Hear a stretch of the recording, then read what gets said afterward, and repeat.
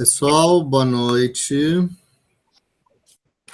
para todas, para todos. Estamos aqui dando início ao nosso segundo encontro do nosso curso, né, de Teoria Crítica na Atualidade. Né? Esse ano, como a gente decidiu pelo tema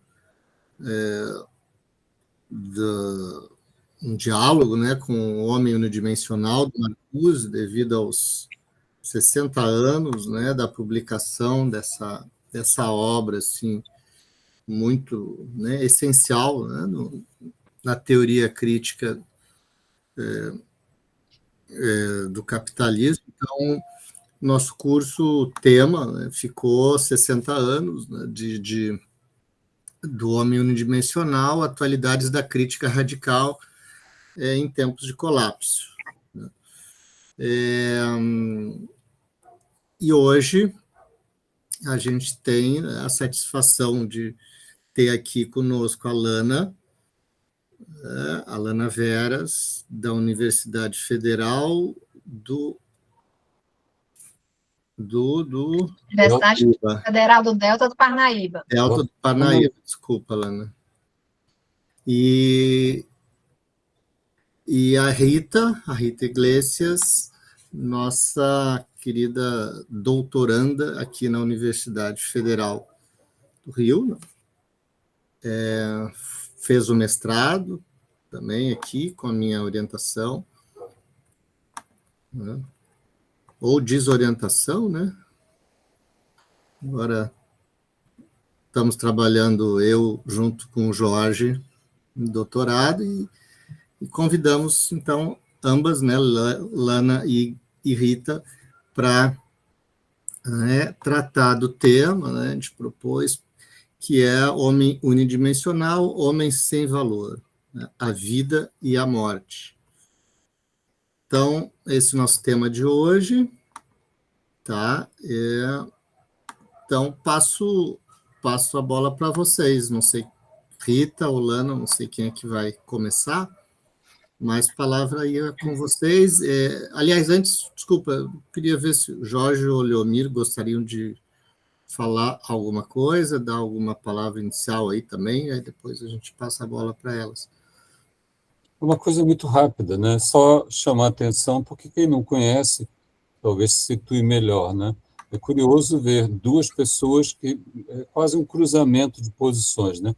A Lana indo na direção da Faculdade de Medicina, foi para lá, eu sei que tinha uma relação com a disciplina de ética, e a Rita indo na direção da psicologia, fazendo um mestrado com o Fernando, se aproximando do Sartre, se aproximando da fenomenologia, e agora fazendo uma discussão dentro do campo da Escola de Frankfurt em relação a uma questão que, ao mesmo tempo, é médica e é também do ponto de vista da psicologia social. Há uma série de imbricações ali no tema dela, né?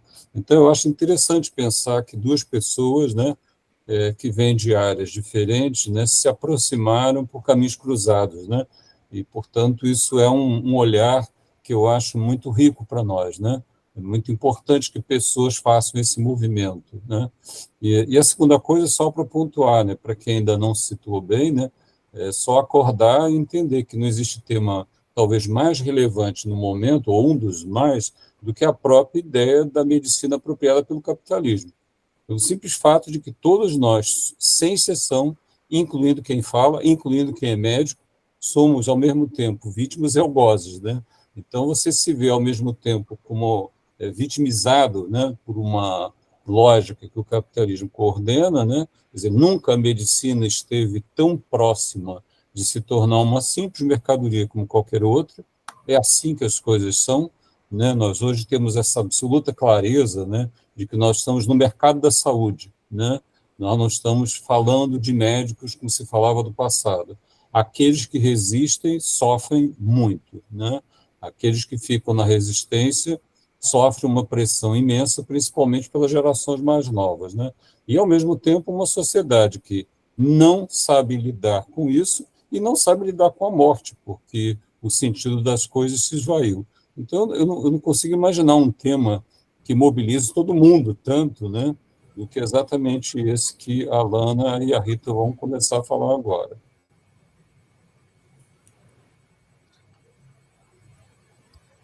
Bom, acho que eu e Ilana, a gente conversou um pouquinho, acho que eu posso começar, né? Bom, boa noite a todos, eu agradeço muito o convite, me sinto extremamente feliz e, sobretudo, honrada por estar aqui entre tantos nomes admiráveis, meus professores, e rapidamente eu queria situar vocês de onde eu venho e para onde eu estou indo. Né? Eu sou médica, como o professor Jorge já falou, eu estou no meio do meu doutorado em psicologia no FRJ, e cujos orientadores são Fernando e o Jorge Coelho. E durante a pandemia, eu vivi a experiência brutal de trabalhar numa grande emergência de um hospital aqui do Rio, um hospital privado aqui do Rio de Janeiro, no chamado Covidário, né, que era o local onde os pacientes com suspeita ou com a doença eram atendidos. E essa experiência impactante, né, e brutal, como o professor Jorge falou, me fez refletir muito sobre inúmeros aspectos do que é ser médico hoje, do fazer-se médico hoje. E justamente a minha pesquisa, que está em andamento, pretendo qualificar em novembro, trata desse fenômeno que, ao meu ver, foi absolutamente transformador, né? O impacto das mortes pandêmicas sobre o trabalho do médico. Eu vou trazer, para ilustrar, alguns trechos bastante interessantes das entrevistas que eu fiz com os médicos que trabalharam justamente nesse covidário, né? E esses trechos podem, talvez, exemplificar esse fenômeno da contaminação do capital na instituição medicina. Né? Não só como sendo um porta-voz de uma racionalidade, um poder controlador, mas também sendo a medicina um objeto da técnica e totalmente submetida a essa sociedade neoliberal competitiva em que a gente vive. Bom, mas felizmente nessas entrevistas também há brechas, como se fossem rotas de fuga dessa desumanização instituída por esse automatismo do capital, né? Nessa medicina que eu chamo de medicina colonizada. Bom, para me ajudar nessa reflexão sobre o meu objeto, eu procurei, entre outros, a companhia de Marcuse, né, numa tentativa de iluminar esse meu caminho.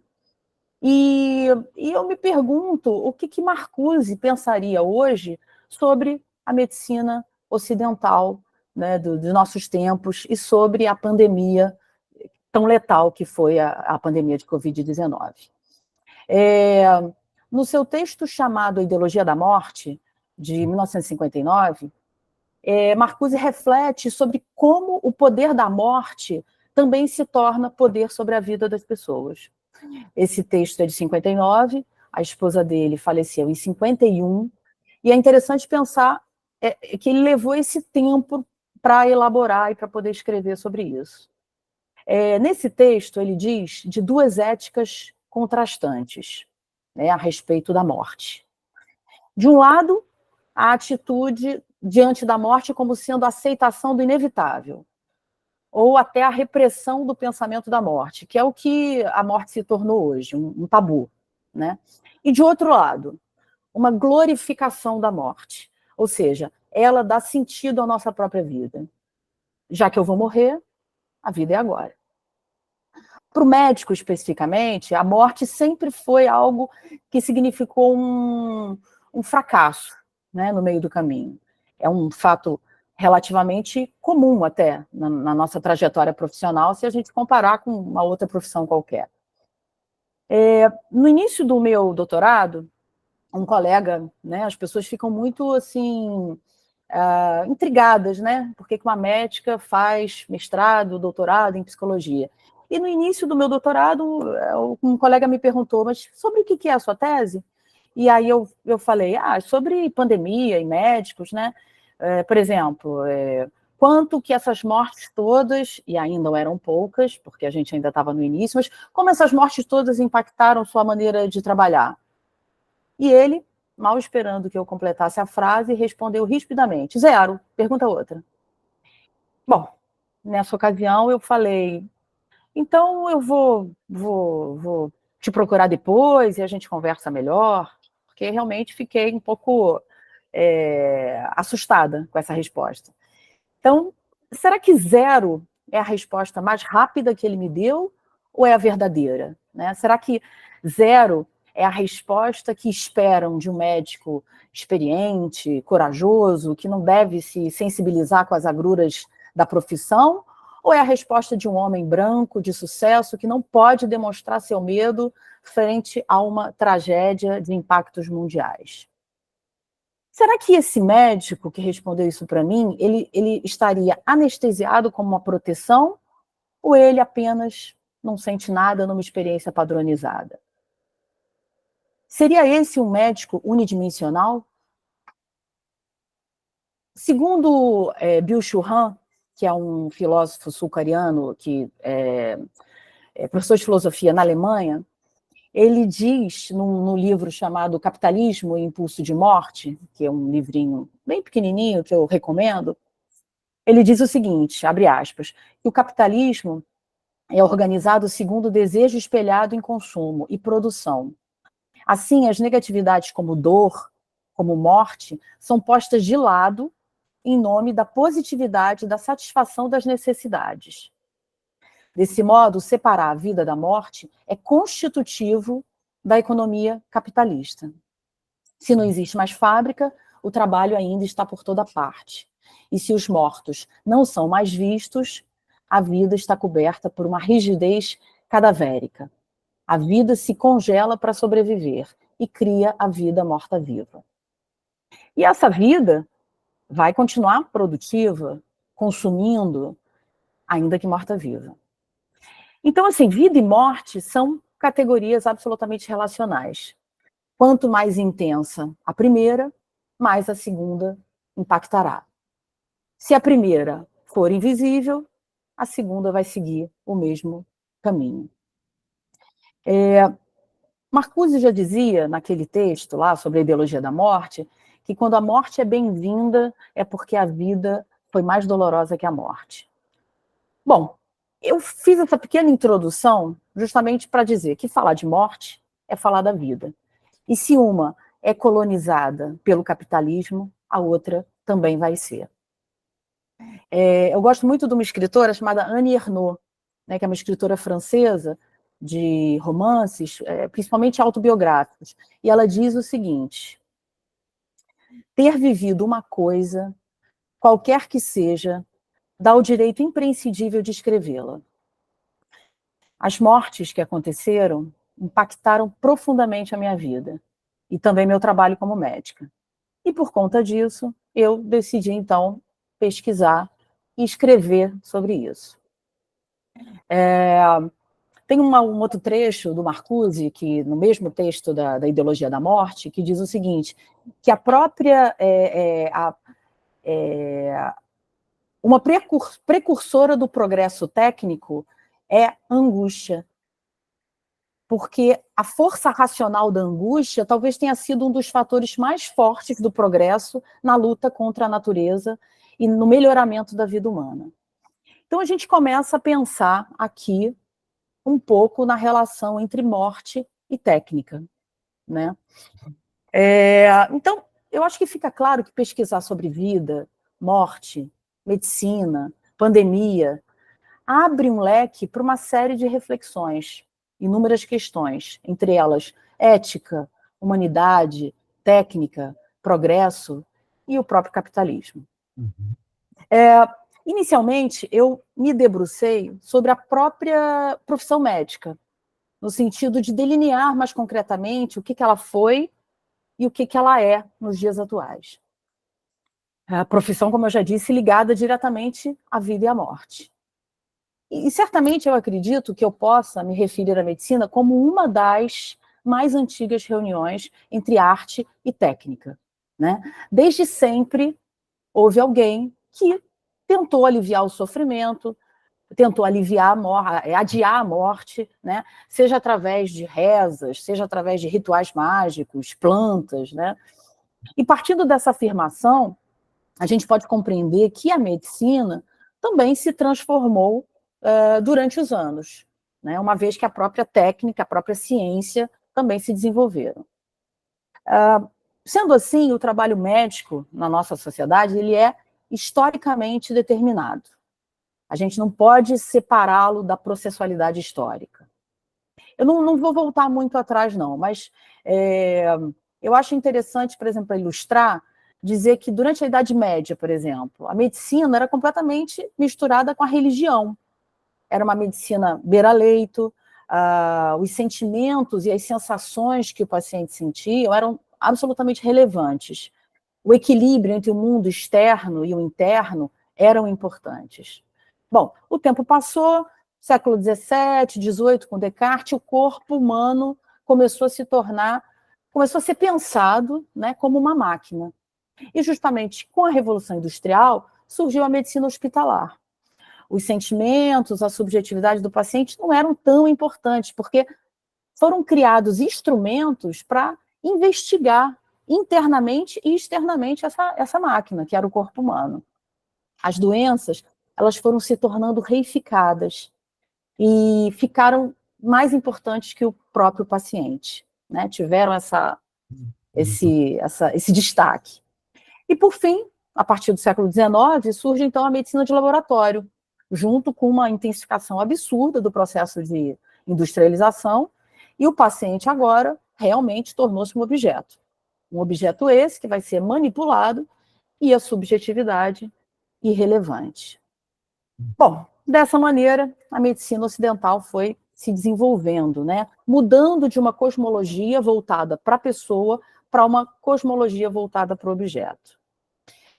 Hoje, o mito da excelência tecnológica, ou melhor, acreditar que todos os problemas humanos podem ser resolvidos por uma técnica, né, até mesmo a morte, é real, né? Isso se reproduz na prática médica com o ethos da sociedade industrial capitalista, infelizmente.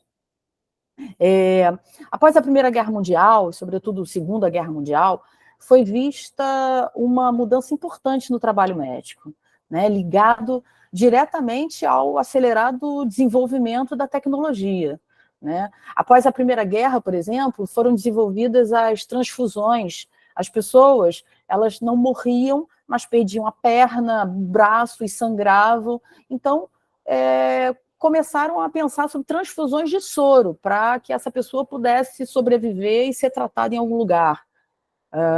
A fabricação de próteses, por exemplo, aumentou muito nesse período. As próteses eram feitas de madeira e depois passaram a ser feitas de metal. A penicilina surgiu após a Segunda Guerra.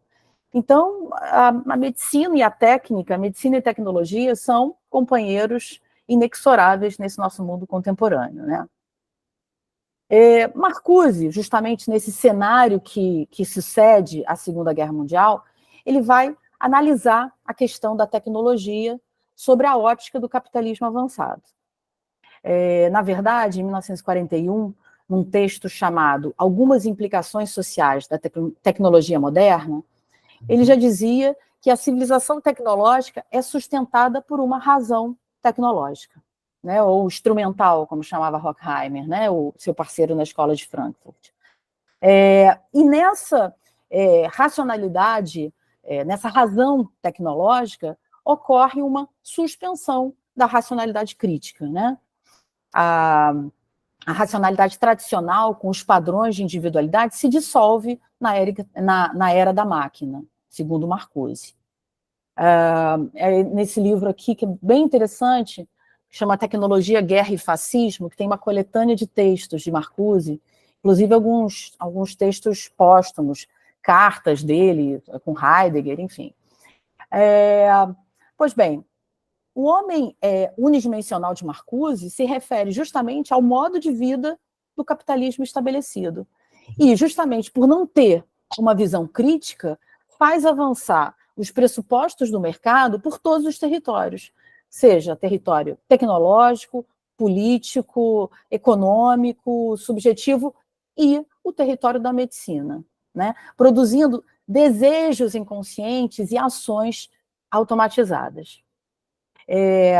Muito interessante um exemplo que Marcuse coloca nesse livro que eu citei, que fala sobre a capacidade da impregnação da técnica sobre a nossa subjetividade. É um texto da década de 40, mas eu estava conversando com o Fernando como se adequa para todos os anos e as décadas. Nesse texto, ele conta a história de um homem que precisa fazer uma viagem de carro até uma cidade distante. E, para isso, ele vai utilizar um manual de viagem, um guia que vai nortear a sua rota. Seguindo os passos desse livro, o sujeito vai chegar mais rápido ao seu destino, com mais conforto, ele vai passar por determinados mirantes turísticos, onde ele vai ver uma linda vista, ele vai ter na sua rota restaurantes específicos, lojas aprazíveis, tudo para o seu conforto e segurança. O exato percurso planejado por outra pessoa vai possuir anexos que beneficiam o viajante com placas de orientação, marcos históricos e vistas espetaculares. Como contradizer algo que só traz promessas e benefícios? Como contradizer algo que só traz eficiência? Seria irracional recusar essa facilidade dessa viagem com tanto conforto, né? E o ponto decisivo é ter em mente que, seguindo ao pé da letra as instruções do manual, o viajante vai subordinar a sua espontaneidade a uma sabedoria anônima, uma vez que ele se sujeitou sem questionar as normas prescritas, né? A gente pode chamar isso de uma servidão confortável. Ao manipular uma máquina, ou ainda seguir uma determinada técnica, o sujeito aprende que a total obediência às instruções é a única maneira de alcançar os objetivos propostos, não tendo lugar para improviso, não tendo lugar para contemplação, não tendo lugar para criatividade, não tendo lugar para autonomia. Voltando, então, à minha definição inicial lá da medicina, né, que ela é arte e também é técnica, né, sendo ela arte, ela pede criatividade, improviso, mas que, infelizmente, eu acho que a gente está perdendo. E eu faço mais uma pergunta agora. Será que a técnica e sensibilidade são excludentes? Walter Benjamin cita Paul Valéry dizendo que o conforto isola. Eu entendo, seguindo o exemplo de Marcuse, que esse conforto, né, causado por esse manual, aliena. E esse conforto impede justamente o sujeito de compreender que, sem ele poderia encontrar outros caminhos igualmente agradáveis. Assim, eu comparo isso com o pseudo-conforto que surge quando o médico, em lugar de um encontro sensível, numa consulta alongada, vai pedir de antemão inúmeros exames complementares, certo de que isso vai facilitar o seu processo diagnóstico. E certo também que isso vai aumentar a satisfação do paciente, né, que hoje é chamado de cliente. O próprio paciente, o próprio cliente, né, por sua vez, deseja o maior número de exames possíveis para aumentar a certeza e eficácia desse médico. Eu vou agora trazer um trecho de uma entrevista, que acho que a gente pode pensar sobre isso que eu falei com esse trecho. É uma médica que ela recebeu uma reclamação porque ela não tinha solicitado um determinado exame, tá? Então eu vou ler esse trechinho. Abre aspas. Mas é isso. Depois que reclamaram muito e muito de mim, porque eu não pedi a tal da tomografia, porque a pessoa estava com uma queimação no céu da boca, aí você sente que está pisando num campo minado. Quando você abre a porta do consultório, chama a ficha e o paciente chega para você, fala seu nome, vai olhando para o seu crachá, porque já está te intimidando ali, quer saber seu nome, ele tem uma arma contra você, afinal, é a pesquisa de opinião. Ah, doutora fulana, né? Doutora fulana, eu estou aqui porque eu tenho que fazer uma tomografia. E aí ele vai dizendo que leu no Google, entendeu? E aí, o que eu faço? Eu peço a porra da tomografia logo, entendeu? Eu peço e nem discuto. Mas não discuto mais, porque me cansa menos. Pede logo a tomografia e pronto. O médico é acuado. A gente não é mais médico. A gente agora é alguém que tem que afirmar aquilo que o paciente já tem na cabeça porque ele viu na internet e leu no Google. Não tem jeito. É um mundo decaído. É rumo ao apocalipse, sei lá o quê. Não tem jeito. Eu acho que a humanidade está indo para um caminho sem volta. Bom, compreender como o ofício do médico também vem sendo atingido pela capilarização de todo um aparato social, econômico, que impõe produtividade, máximo desempenho, cumprimento de metas, disciplina, renegando o sensível e buscando somente a superação, pode ajudar a responder todas aquelas perguntas que eu fiz lá no início, sobre aquele meu colega médico que respondeu que não teve o seu trabalho afetado por tantas mortes, né? A sensibilidade que às vezes é demonstrada pelo médico frente a situações difíceis na nossa prática é criticada por pares, já que o limite profissional deve ser mantido e o rompimento traz sofrimento e vulnerabilidade. Mas vulnerável a quê, afinal? A habilidade de enxergar, a capacidade de sentir o próximo, de recuperar o social e o cultural, eu acho que é, ao meu ver, o objetivo principal para a gente descolonizar a medicina, ou pelo menos para afastá-la da contaminação pela barbárie em curso. Mais um trecho de uma entrevista que faz a gente pensar também um pouco sobre isso. Tudo médicos que trabalharam, né, na linha de frente. A gente não ouve o paciente. Não, eu não estou culpando ninguém, não é isso. Mas é que a gente fica vivendo ali um cenário de guerra, porque essa que é a verdade, foi um cenário de guerra. A gente tinha que passar a visita, tem um monte de gente ao mesmo tempo, você toca a fila, você sabe que tem um monte de exame para checar, e a gente tem aquelas metazinhas que tem que cumprir. E num atendimento, a gente fica muito no técnico, né? Ficar mais no técnico e preencher essas metazinhas, né?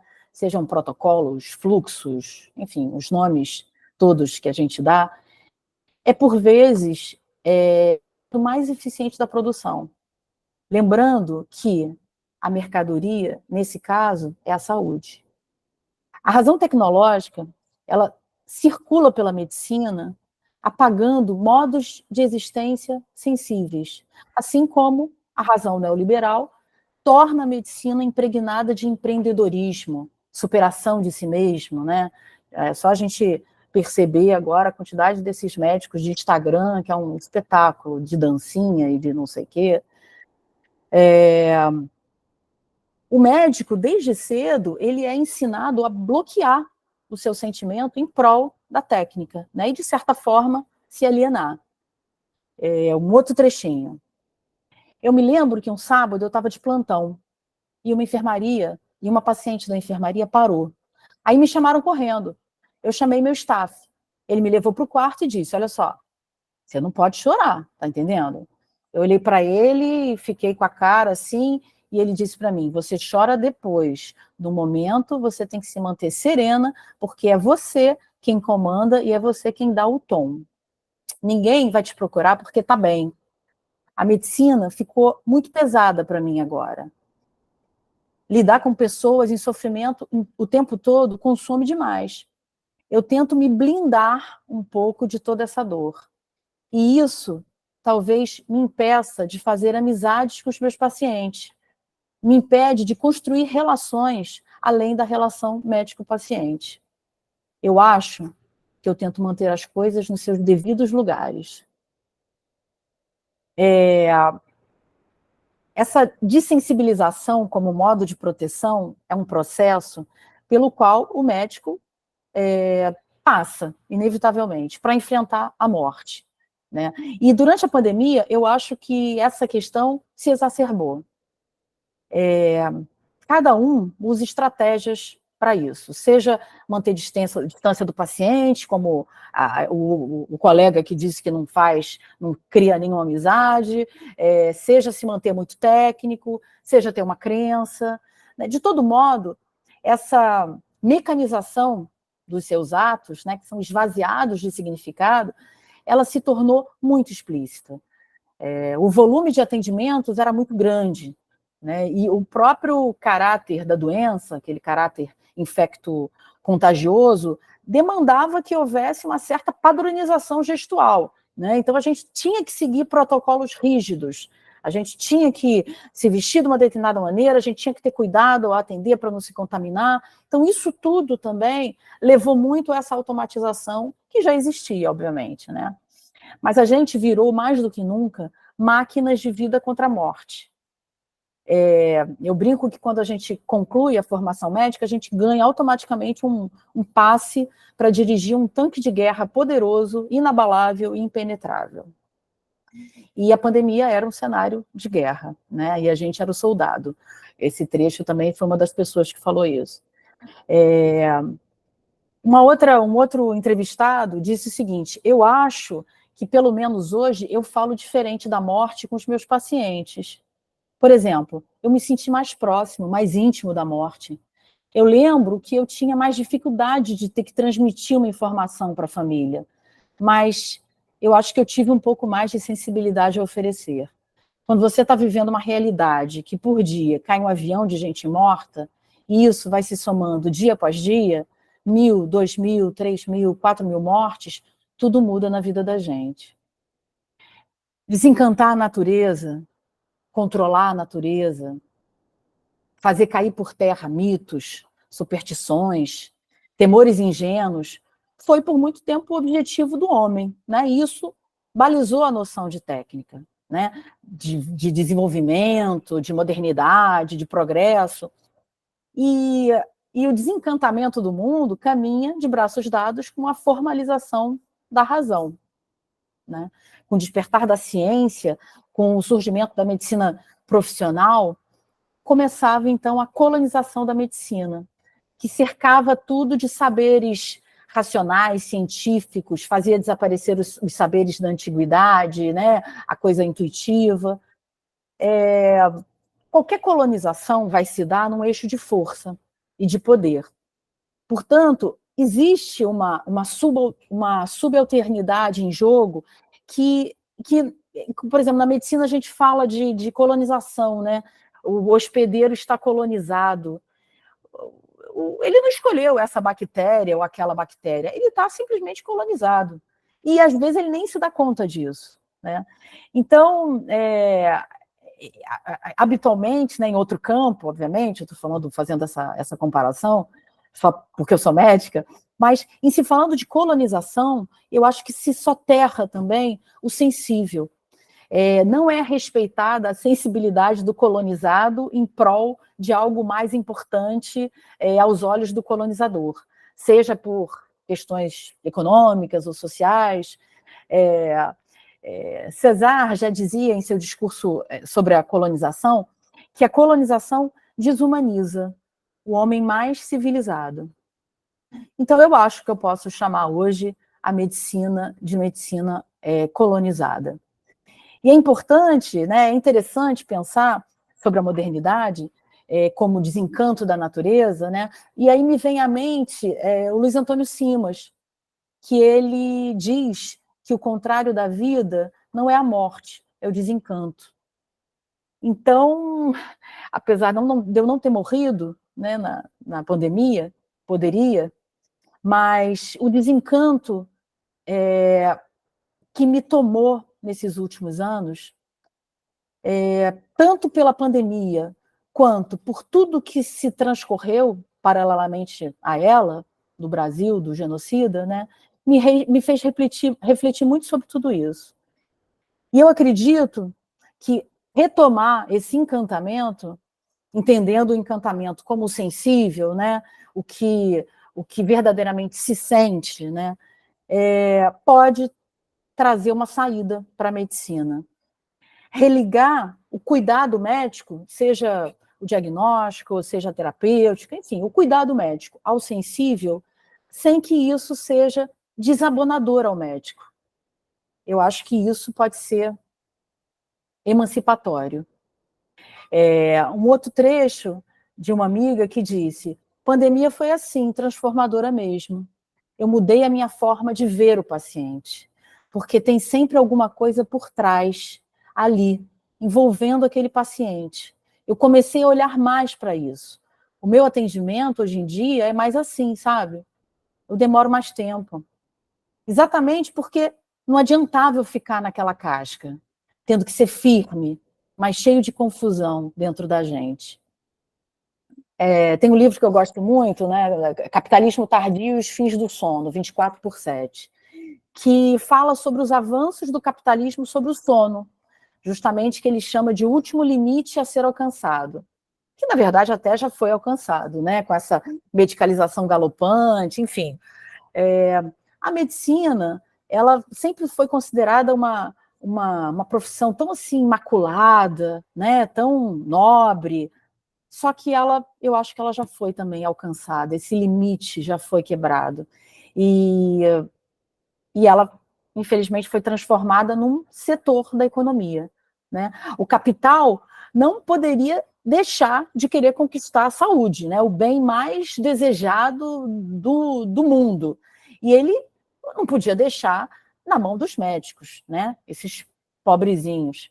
Então, desse modo, o capital introduziu a sua lógica na medicina, uma vez que, como eu disse, a saúde se tornou uma mercadoria importantíssima, né? Quais que seriam as características da mercadoria, né? Impessoalidade, produção em massa, padronização.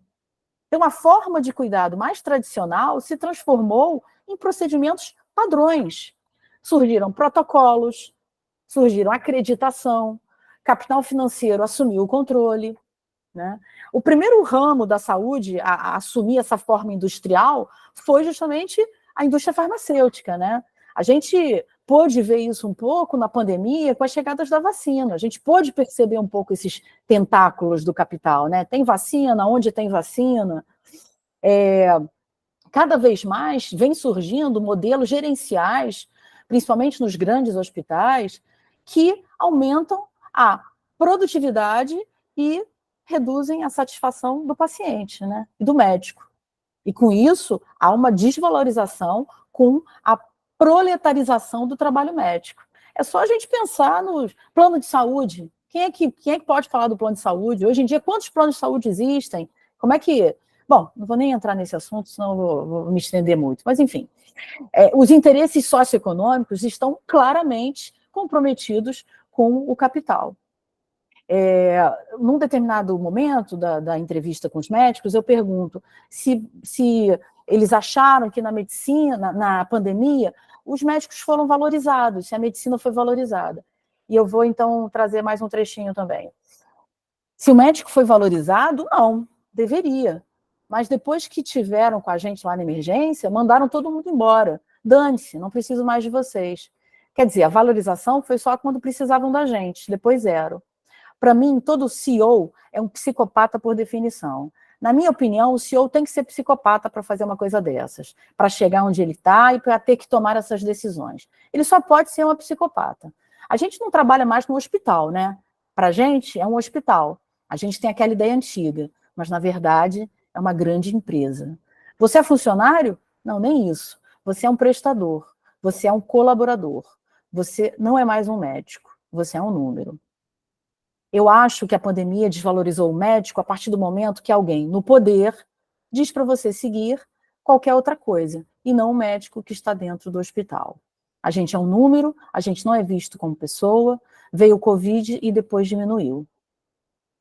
Segunda onda, chama todo mundo de volta. Acalmou, diminuiu, vamos cortar o custo, vai todo mundo embora de novo. Isso, na verdade, porque durante a pandemia aconteceu uma flutuação, né, da necessidade do trabalho médico. Então, os médicos eram contratados e demitidos, enfim. Anteriormente, a gente acreditava que certas habilidades do médico eram as mais valorizadas, né? A empatia, a sensibilidade. Nessa fase capitalista, a valorização do trabalho é muito mais condicionada por instrumentos, por meios de produção, pelo trabalho morto incorporado à tecnologia que obedece justamente a essa lógica capitalista que visa otimizar a economia, que visa otimizar o lucro. Há anos, a minha esperança na medicina, como instituição sensível, né, equânime, amorosa até, usando amor não como algo piegas, mas amor como uma ação coletiva, uma ação política, como fala Bell Hooks. A minha esperança se tornou abalada. Mas é inerente a mim também, e talvez por isso eu me tornei médica, buscar saídas para o alívio desse sofrimento, buscar transformações de um estado para o outro, né? Talvez por isso eu fiz esse caminho inverso da medicina para a psicologia. E eu lembro que quando eu comecei a, enfim, por sugestão do professor Jorge, ler Marcuse, né, ele me transmitiu uma certa esperança, e eu confesso que isso me aproximou dele. Eu me aproximei dele, igualmente, pela força poética das suas propostas utópicas, né? Entre elas, a necessidade de uma nova sensibilidade, de uma razão sensível, né?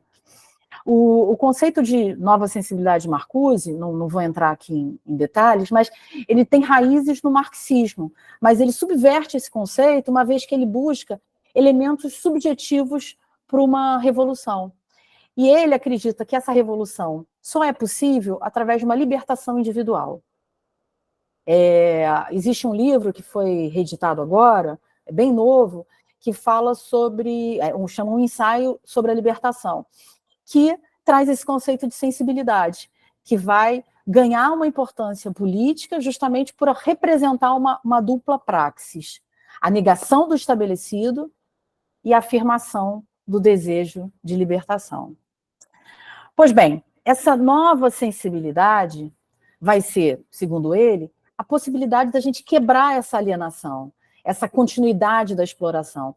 E isso só pode existir se os agentes dessa revolução sentirem de modo diferente a realidade. Então, estabelecer através da sensibilidade uma nova relação com o mundo, que não passa por determinações, que não passa por controle, por ideologia, pode ser a saída, né? Eu acredito que essa reorientação deva ocorrer no campo das ideias, e depois vai minando o status quo, que no campo da prática, né, pode se transformar muito mais, por mais utópico que isso possa ser, né? Então, assim, terminando com essas reflexões, eu vou trazer Galiano para fechar essa conversa, que, de certa forma, ele pode retratar essa minha inquietação e esse meu esforço com essa pesquisa, né? E, sobretudo, falar do meu desejo que a minha pesquisa seja lida por muitos colegas médicos, né? Acho difícil, mas eu desejo. Galiano diz o seguinte: muitas pessoas pequenas, em lugares pequenos, fazendo pequenas coisas, podem mudar o mundo. E eu queria terminar com duas observações. Uma, eu vou repetir o trecho de uma das entrevistas, explicando, né, eu comecei nossa conversa falando de onde eu vim para onde eu vou, e eu termino dizendo por que eu estou aqui, repetindo o trecho da entrevista.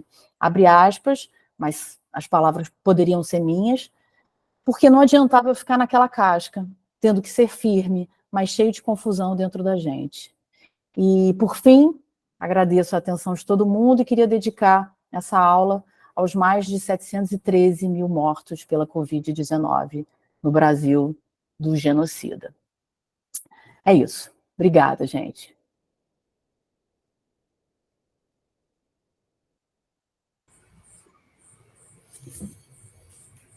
Obrigado, Rita. Muito bom, né? Muito bom. Bom, vamos passar já para Lana, né? Vamos lá, Lana, acho que a palavra contigo aí, para depois a gente abrir para o debate, né? E para dar tempo para a gente conversar, perguntar, refletir, enfim. Certo, boa noite. Me ouvem bem?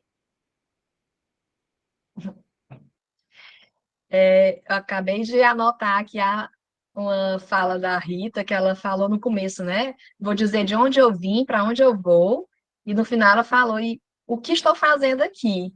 Aí eu disse, nossa, tinha que ser mesmo uma médica, né? A psicóloga não vai responder isso nunca. De onde eu vim, para onde vou, o que estou fazendo aqui? Não faço ideia, Rita, né? E aí, pegando esse gancho da tua fala, para mim, assim, é uma grande honra rever vários de vocês aqui e me sinto, assim, né, realmente muito feliz de ocupar um local aqui, dividir essa mesa com os meus professores. Aqui está praticamente a minha banca do doutorado, né? Então, confesso que eu estou até um pouco nervosa de estar falando para esses ilustríssimos aqui. Portanto, gente, eu pensei sobre essa minha fala em privilegiar mais o mundo do cotidiano que eu vivo, que eu acho que vou contribuir mais. E como vocês têm todo já um aporte teórico em relação à teoria crítica, eu acho que eu vou dar algumas pinceladas de retratos do cotidiano que eu peguei para a gente entrelaçar com essas bases conceituais que vocês já possuem.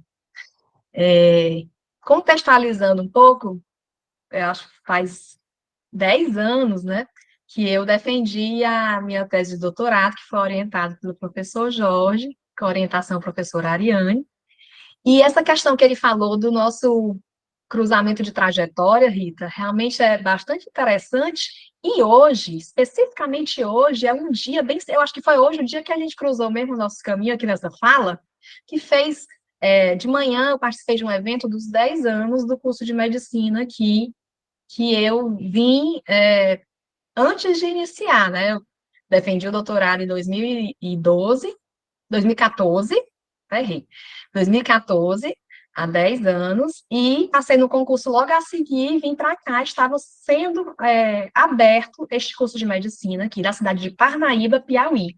Parnaíba fica no litoral do Piauí, é uma cidade de médio porte, não tem nem 200 mil habitantes, e esse curso ele foi aberto pelo Programa Mais Médicos. O Programa Mais Médicos, muito achincalhado, né, digamos assim, desde antes do que a gente viveu com o desgoverno, né, ele foi muito mal entendido pelos médicos, muito pouco aceito e violentamente combatido por uma parte da classe médica, né, na compreensão mercadológica, que seriam mais médicos e disputariam o mercado, usavam outros argumentos, mas convenhamos, né, Rita, a gente sabe que era uma questão que envolvia, né, compreensões assim também, mas o Mais Médico tinha uma parte que pouca gente falava, que era a abertura de cursos, porque o programa Mais Médico, ele dizia, mas o Brasil precisa de médicos, para regiões que não têm médicos, como aqui,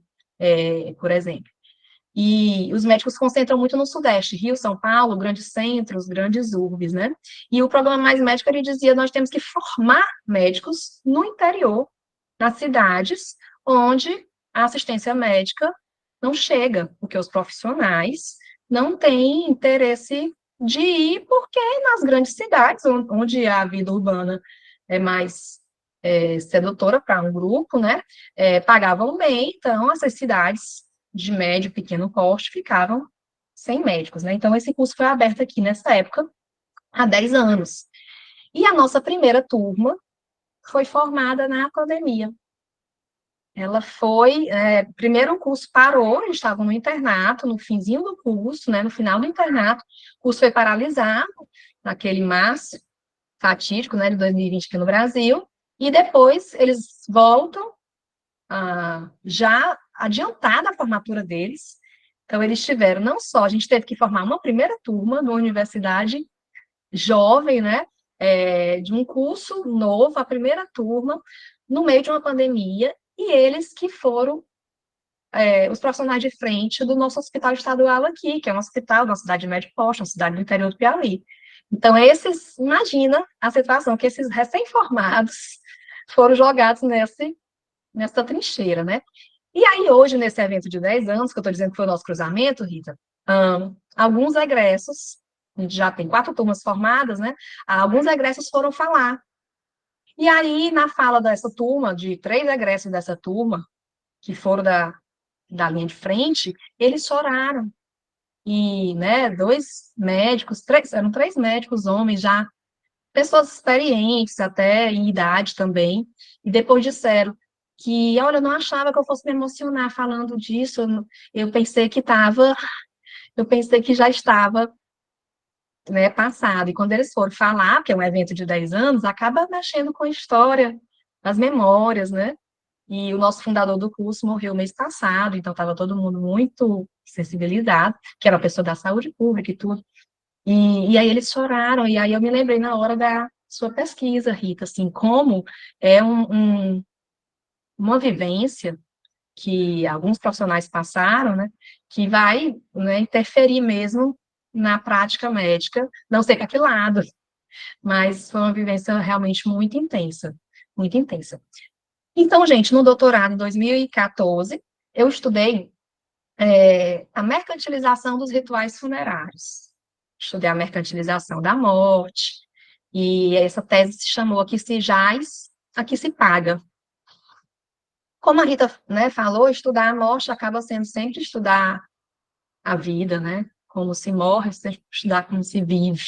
A professora Fátima Severiano estava na minha banca, né? Professor Jorge, Fernando Gastal não, mas também acompanhou. E aí, hoje, 10 anos depois, eu queria falar um pouco da mercantilização da não-morte. E essa mercantilização da não-morte no sentido das promessas, da possibilidade de evitar essa morte e esse envelhecimento, né? Claro, para um determinado grupo, a gente vai ter discursos sociais diferentes para diferentes grupos, evidentemente. Mas para um grupo que detém maior potencial de consumo do serviço e da mercadoria saúde, saúde integral, tá, gente? A gente está falando da medicina, a psicologia também entra do mesmo jeito. Nós também somos produto, né? Nossos produtos da psicologização, a psiquiatrização, medicalização. Também temos nossos Instagrams, não estou falando nossos nós aqui, né? Mas enquanto psicologia, medicina, temos esse movimento também do empresário de si mesmo, ele vai atingir os médicos e os profissionais de saúde de modo geral. Então, há um determinado público que é o cliente potencial. E para esse público se vende, então, a possibilidade da não-morte, digamos assim, né? Então, não mais a mercantilização dos rituais, não mais não, né? Junto, né? São todos os tipos de serviços possíveis. A mercantilização dos rituais funerários, do processo de morrer, mas a sedução da não-morte, né? De vender um estilo de vida, com todos os produtos a ele relacionado, de como envelhecer performaticamente, digamos assim, ou então, até termos que se usa uma velhice um envelhecimento bem sucedido. Esse termo eu achei bem simbólico do que a gente está discutindo aqui, né? O que é envelhecer de forma bem sucedida.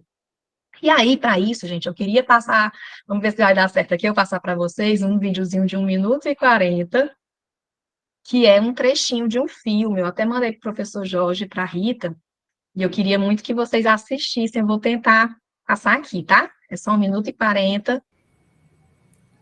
Lana? Oi? Não, que só eu não sei qual é o vídeo que tu vais passar exatamente, mas assim, se tem direitos autorais, eles fazem eles Entendi. Vou tentar, senão eu mando eles caem a WhatsApp. chamada, né? Mas vamos ver. Só. Não arrisco, então? Arrisca, vamos ver. Antes de passar, vocês estão vendo o slide? Sim, dá para ver. Antes de passar o vídeo, gente, antes de passar o vídeo, queria mostrar para vocês a obra desse artista chamado Suzano Correia. Não sei se vocês conhecem, é um artista que eu acompanho desde do comecinho, lá primeiro livro dele, ele é muito jovem, o primeiro livro dele ele fez até um sistema de financiamento coletivo, desde esse tempo eu acompanho, e ele tem uma imagem, Rita, eu vou mandar para você, que é a dança dos leitos na Covid, né? Mas essa imagem aí eu botei para puxar o nosso tema, aqui o meu tema, né? Homem saciado comendo homens esfomeados. E é mais ou menos essa questão que a gente está falando também da colonização aí da vida pelo capitalismo, né? Mas o vídeo é esse aqui, gente. Vamos ver se... Peraí.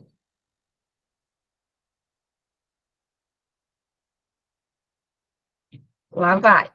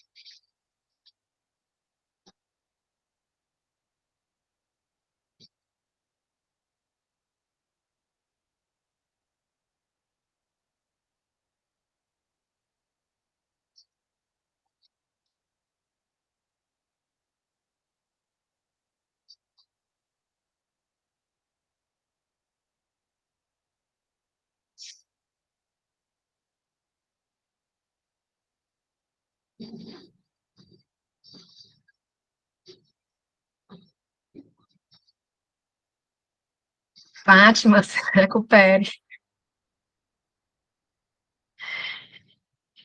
Gente, um pouco risível, um pouco angustiante, né?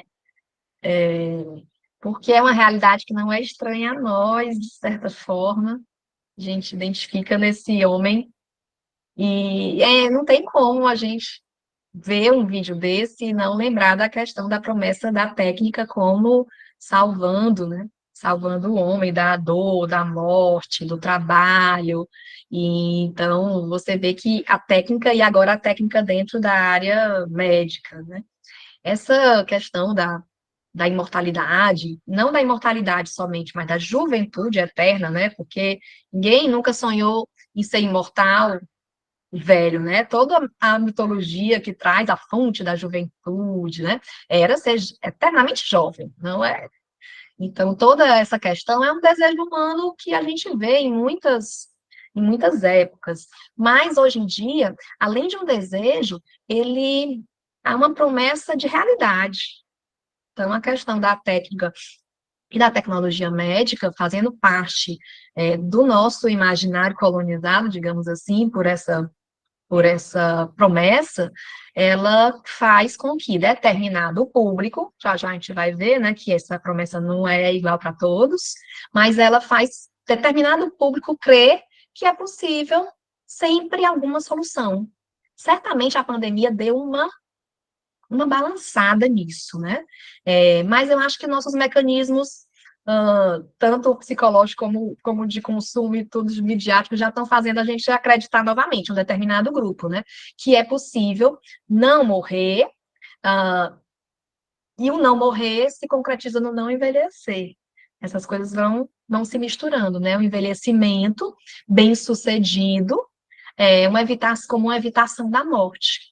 E aí, essas promessas da possibilidade da imortalidade, não da imortalidade, da juventude imortal, ela vai gerando também uma cobrança dessa imortalidade. Não é mais só uma promessa, mas você se cobra essa performance, digamos assim, é um envelhecimento de performance, de alta performance. E a gente vê, então, como empreendimento, da mesma forma que a gente vê o empresário de si em outras áreas, né, na área do mercado de trabalho, na área afetivo, conjugal, sexual, do corpo, a gente vê no envelhecimento também. E esse vídeo, a gente vê que é um vídeo, agora eu não peguei qual é o país, né? Eles falam francês, não sei se é Canadá, vocês conhecem? Canadá? Mas eu vou mostrar para vocês uma foto que eu fiz de um outdoor em Teresina, Piauí, tá? Esse é um vídeo de um determinado público do Canadá. Agora, uma foto de um outdoor bem aqui em Teresina.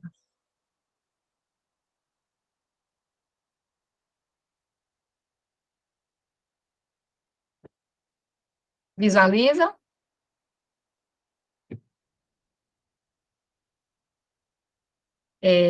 Vamos ver o que tem aí para a gente pensar, né? Velho é quem não se cuida.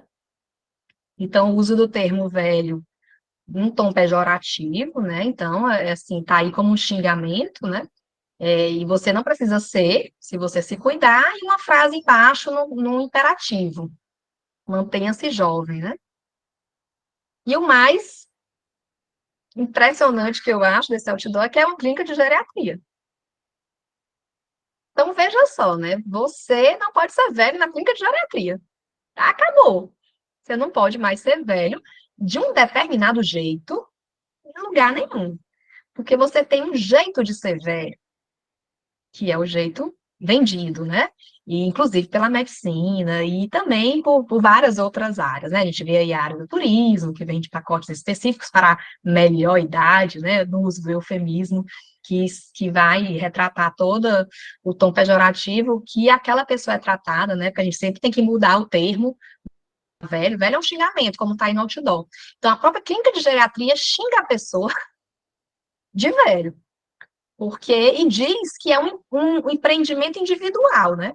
Se ele se cuidar, e se cuidar é adquirir o seu produto, né? Que é o acompanhamento na clínica, pela medicina, né? Então, é um empreendimento individual. Se ele se cuidar, ele não será essa coisa horrível que é ser velho. Para a clínica de geriatria, veja só. E aí, o tom imperativo, né? Mantenha-se jovem.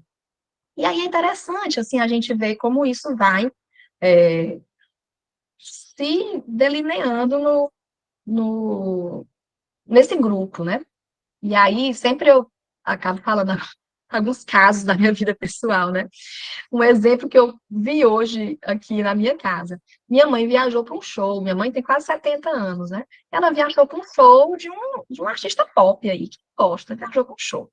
E aí eu comentei com alguém e a pessoa falou assim, nossa, que legal, ela é jovem. Aí olha como é, né, a coisa. Ela é elogiada de jovem, porque ela faz uma atividade que é ir para um show, ela é elogiada de jovem. E ela é xingada, ela, em relação a todas as pessoas velhas, né? Ela é xingada de velha se ela não fizer aquilo que a técnica dentro da área médica pede que ela faça.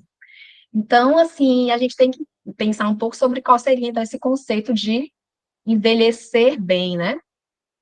Como seria envelhecer bem dentro desse mercado de consumo que o capital coloca como um envelhecimento de alta performance, que esse vídeo vai colocar em cena aí como 1000 artimanhas e artefatos que você pode utilizar para não envelhecer de determinado modo, que é a velhice bem-sucedida, a velhice saudável, envelhecer bem, já ouvi esse termo, né? A gente tem que envelhecer bem. O que é envelhecer bem? Se não, a velhice prescrita pela técnica. Então, a técnica vai prescrevendo modos de viver e modos, então, de ser velho, que é não ser velho, né? Que é ser jovem. Então, o modo de ser velho é ser jovem. Então, a pessoa velha, ela é elogiada quando ela faz coisas potentes, criativas, é elogiada sendo jovem. E aí é interessante você perceber que, às vezes, esse elogio, ele junta o pior dos mundos, né? Que é quando a pessoa fala assim, olha, fulano de tal é velha, mas tem a alma jovem. Já viram isso? Tem um espírito jovem. É o pior dos mundos, né, gente? Porque É o corpo envelhecido, com todo, né, a dificuldade do envelhecimento do corpo, que nós não vamos negar, biologicamente falando, junto com a inexperiência e a falta de maturidade do jovem. Mas é lido socialmente como um elogio. Então, essa questão da performance, chegando no envelhecimento, né, o envelhecimento performático, o envelhecimento capturado, então, pela lógica do mercado, ele vai atingir um grupo específico de possíveis consumidores desse envelhecimento, mas ele vai colonizar o desejo de muitos grupos, que não necessariamente vão ter o acesso a esses produtos dessa forma, né? E aí, se a gente for fazer uma lista do que é, então, envelhecer saudável, envelhecimento bem-sucedido dentro desse empreendedor da velhice, a lista é grande, né? Vamos tentar fazer aqui uma lista do que é necessário para ter uma velhice ok, segundo as prescrições técnicas. Vamos me dizendo aí.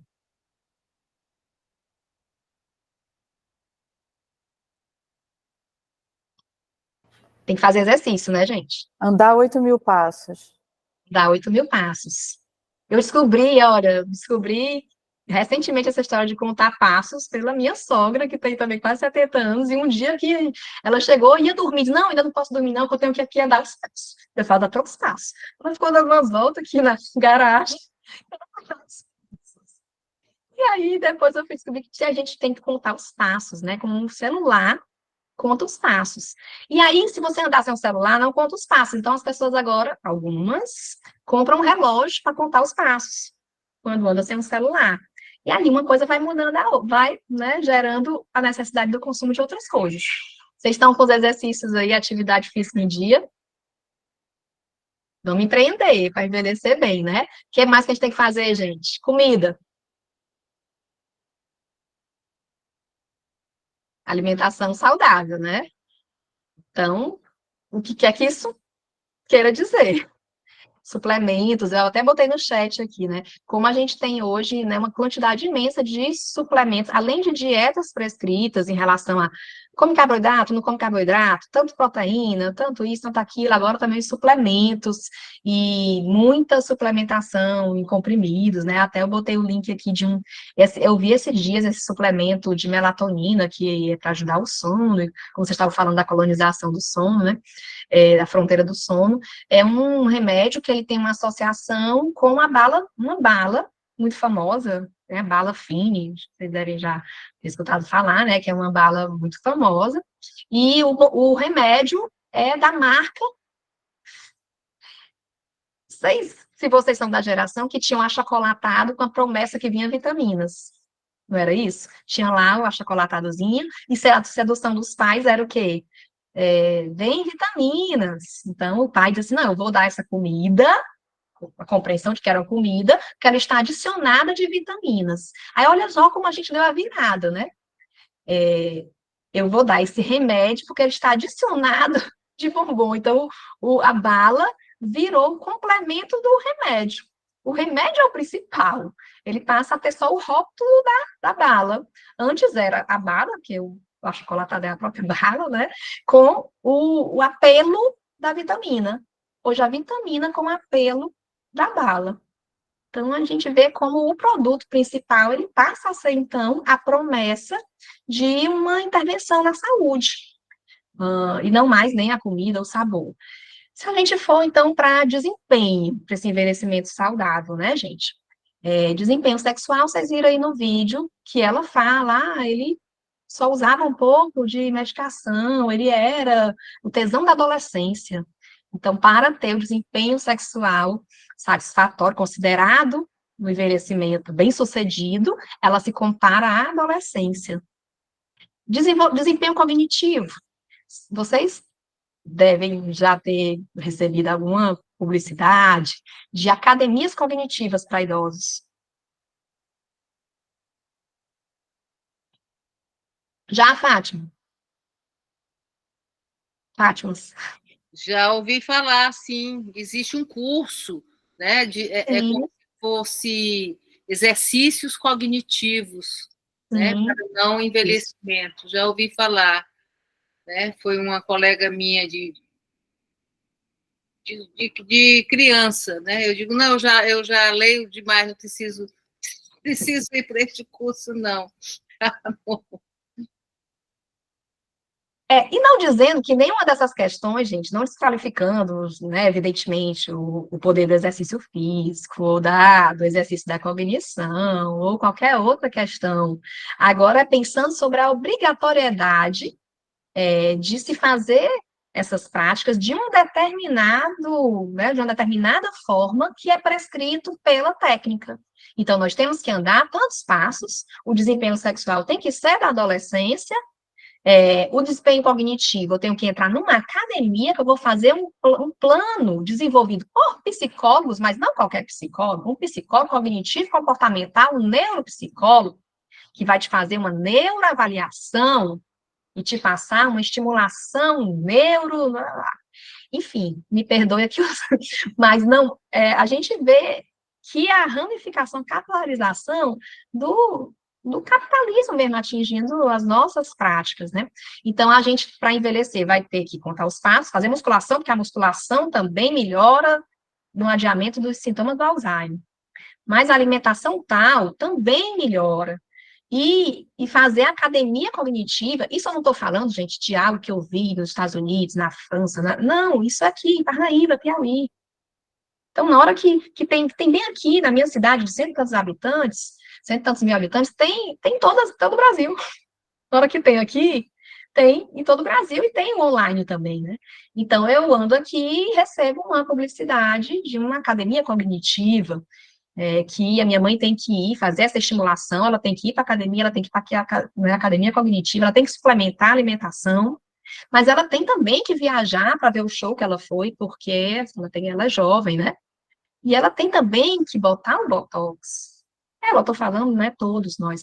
Temos que botar o produto para disfarçar os sinais da passagem do tempo no nosso corpo, principalmente se nós formos mulheres. Então, esse envelhecimento de alta performance, digamos assim, ele não é para todo mundo, né, gente? Ele é para um nicho de altos rendimentos. Ele é para as pessoas que podem consumir serviços psicológicos, serviços psiquiátricos, serviços médicos. A medicina de estética está muito audaciosa, digamos assim, né, nas suas estratégias de construção da insatisfação. Então, antigamente era no cabeleireiro, né? A gente entrava no cabeleireiro, o cabeleireiro já ia dizendo, tá muito ressecado seu cabelo, sabe o que você vai fazer? Hoje é no médico. Você entra na dermatologista, sai horrível, porque ela vai dizer que tua pele está ressecada, teu cabelo, né? Tem 1000 tratamentos para você parecer que tem menos idade do que o que tem. E é interessante que tem um texto da Paula Sibila que chama a velhice obscena, né? A moral da pele lisa. É bem interessante que chama moral da pele lisa, como, principalmente para as mulheres, o envelhecimento é como se fosse um desvio moral, como se fosse um erro mesmo, que tem que ser corrigido, tá? Então, apesar de a gente ver esse vídeo em francês, a mulher do outdoor não é à toa que é uma mulher branca, apesar do outdoor ser veiculado, né, numa cidade do Nordeste, você vê que é uma imagem talvez até de banco de dados, porque não é para todos esse envelhecimento de alta performance, né? A efetivação da aquisição desse produto não é para todos, mas o mercado vai segmentando. Então, a gente vai tendo os produtos também segmentados por nichos de poder aquisitivo. A gente vai ter aí diferentes profissionais com diferentes valores, né? E os grupos que não conseguem nem adquirir os produtos segmentados por nicho de mercado, eles vão ter os desejos de pertencer, de adquirir aquela determinada velhice ideal, digamos assim, né? E tem uma outra parte da população, que é a maior, a expressiva maioria, que é totalmente excluída até do desejo, né? Até do sonho dessa velhice de alta performance, porque é a parcela que está lutando para sobreviver, como der. E temos aí uma pequena parcela que tenta sobreviver na alta performance, digamos assim, e acaba tendo a morte como uma traição, envelhecimento como uma traição, que foi a cena do vídeo aí que a gente viu, né? Que ela, no final, diz, não podemos mais confiar em ninguém. Quem é que prometeu, quem, o quê, né, que prometeu a ela que ela teria aquilo que ela se frustra com a morte. Ela sente ali, ela expressa uma raiva, uma sensação de traição, de frustração das expectativas, né? Então, o que era se esperado, né? Então, essa sensação de traição, de desamparo, que vem para um determinado grupo, e que para outros não é permitido nem desejar, nem sonhar. E aí, vou novamente botar aqui as imagens, tá, gente? Desculpa aqui esse vai e volta.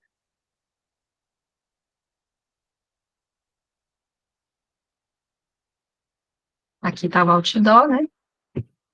E aí, vocês veem a imagem do Suzano Corrêa novamente? Sim, para mim está aparecendo aqui. Pronto. E aí, essa imagem dele, né, ele nomeia como homem canhoto com 2 braços direitos.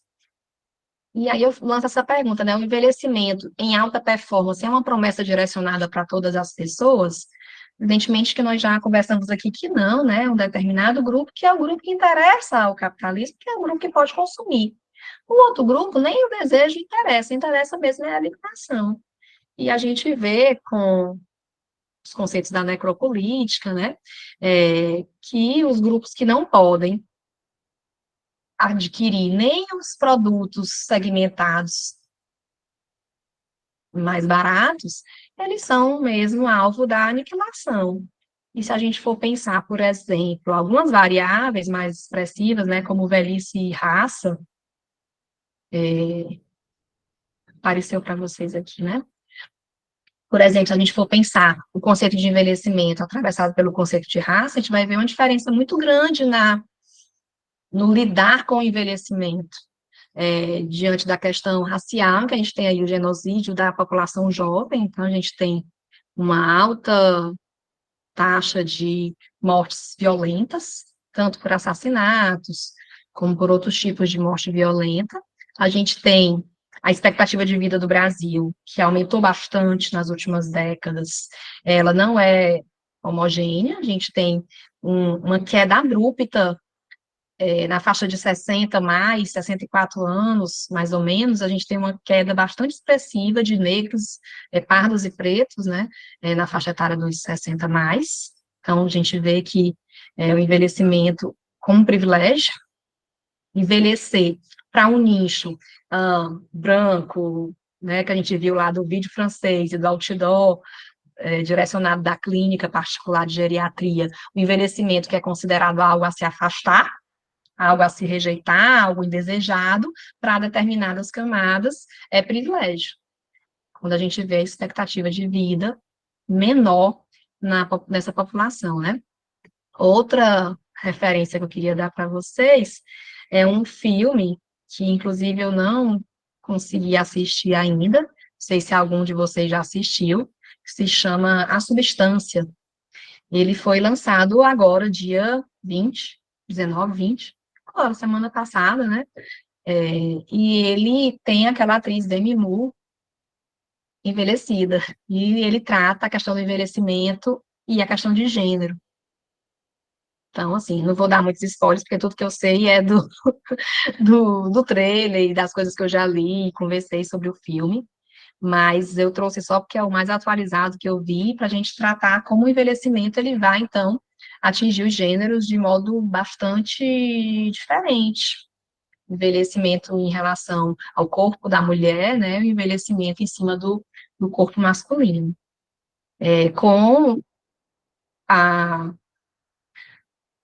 respingando no mercado de trabalho, no mercado afetivo amoroso, e eu uso mercado propositalmente, né, porque as mulheres acabam nesse mundo em que tudo é mercantilizado, elas são produto de consumo também, e são ranqueadas também, e o envelhecimento no corpo feminino vai, então, diminuir o valor no mercado amoroso sexual, falando propositalmente assim, tá? Então, outra área, outro grupo que fica bastante fora desse ideal de envelhecimento performático, né?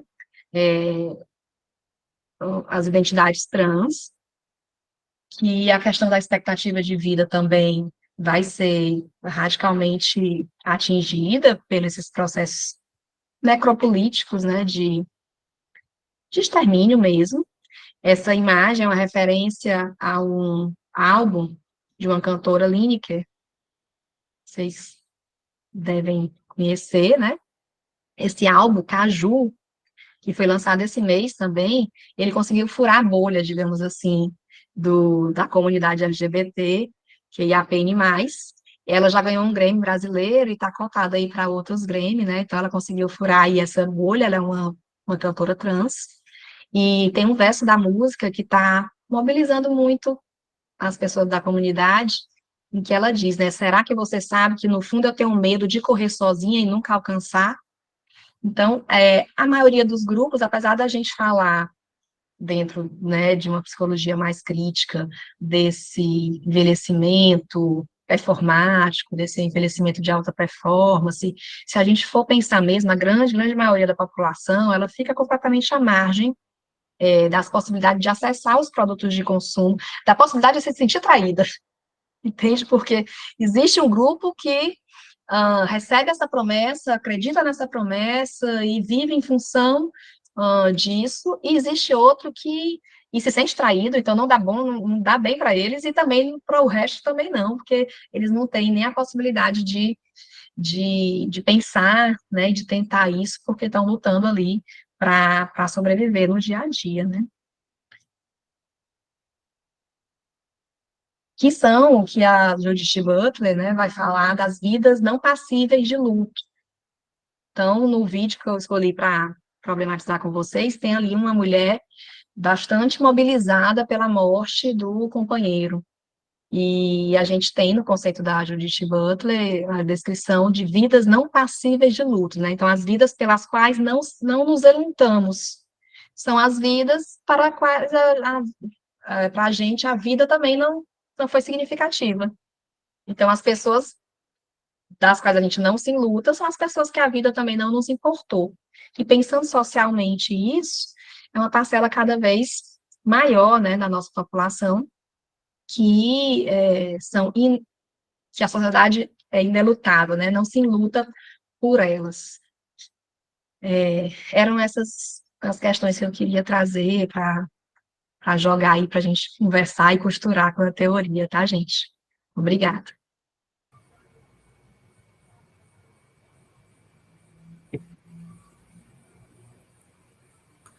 Valeu, Lana. Obrigado. Gente, vamos aqui abrir, né, para perguntas, debate. A palavra aqui está com quem quiser.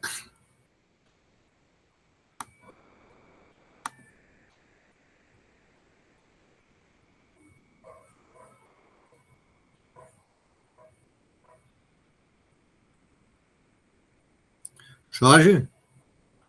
Tá sem som. Tá mutado, Jorge. Para quem não conhece, né, o Denis Arcand, que é um cineasta canadense, eu recomendo que procurem. Eu estava me lembrando aqui, A Queda do Império Americano, é bem mais antigo, e um chamado As Invasões Bárbaras, também genial.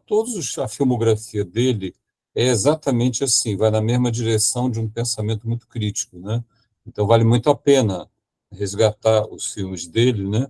Particularmente eu tenho lembrança bem nítida desses dois que me impressionaram muito. Eu queria só fazer algumas 2 ou 3 observações muito pontuais.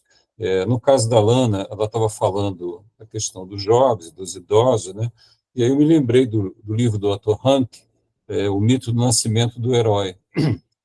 Na Grécia Clássica, uma das características que o Otto Rank elencava no livro dele, né, elenca no livro dele, é que o herói precisava morrer cedo.